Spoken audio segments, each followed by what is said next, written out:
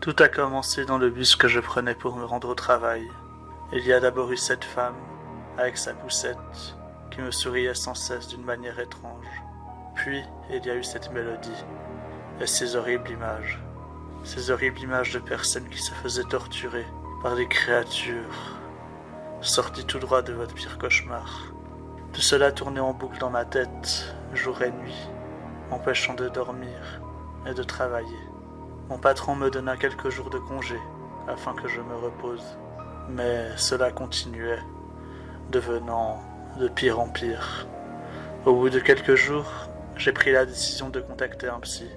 N'ayant aucun véhicule, je devais m'y rendre en bus. J'ai pris mon courage à deux mains et je me suis rendu à l'arrêt. Le bus arriva à l'heure et en montant, tout semblait normal. Je me suis donc assis et soudain, cette mélodie et ces images disparaissèrent, petit à petit laissant place à la fatigue. Bien que je luttais, je me suis finalement endormi. Je fus réveillé par quelque chose coulant sur mon visage. J'ouvris délicatement les yeux et m'essuya le visage. Mon regard se posa sur mes mains.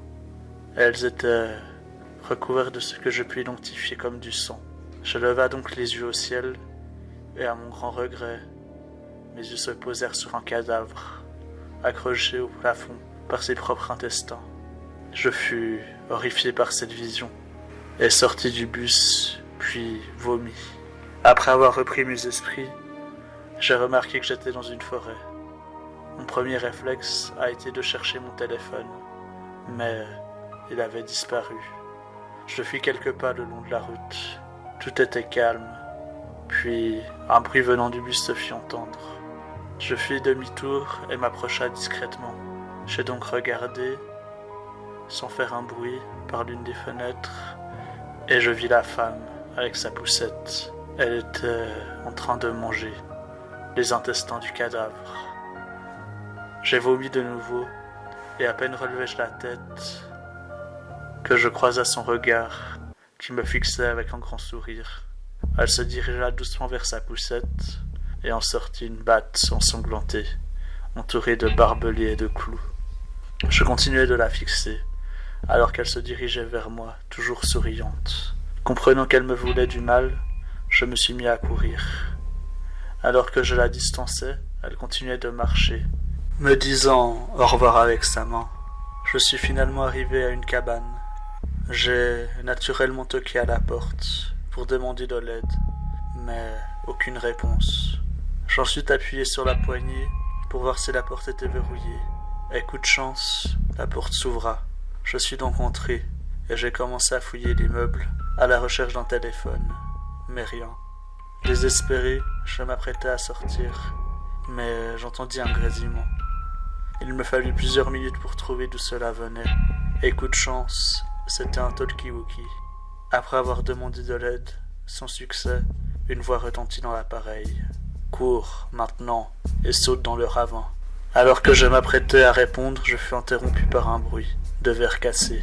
Elle était là, criant mon nom, tout en rigolant, cassant chaque fenêtre. Je suis donc sorti par l'une des fenêtres, car elle se dirigeait vers la porte, et j'ai couru aussi vite que je le pouvais.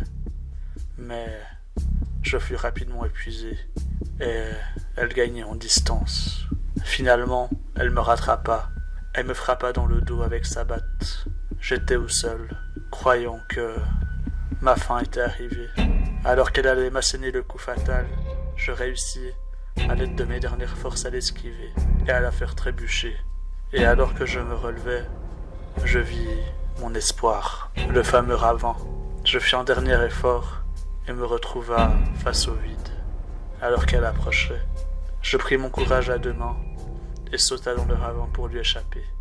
Je tomba pendant plusieurs minutes avant de finalement heurter le sol. Tout devint noir. C'était donc ça la mort. Puis un bruit strident se fit entendre et mes yeux s'ouvrirent. Et j'étais là, dans ce foutu bus, toujours à l'arrêt. Alors que je reprenais mes esprits et commençais à penser que c'était un simple cauchemar, une voix qui répétait sans cesse la même chose m'interpella.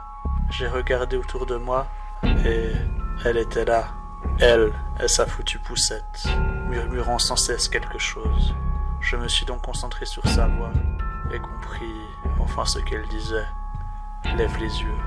J'ai donc levé les yeux et le cadavre était là. De je ne sais quelle manière, j'étais de nouveau dans cet horrible endroit. Comment était-ce possible? Alors que je me posais 1000 questions, elle ricana et dit « Tu devrais courir. »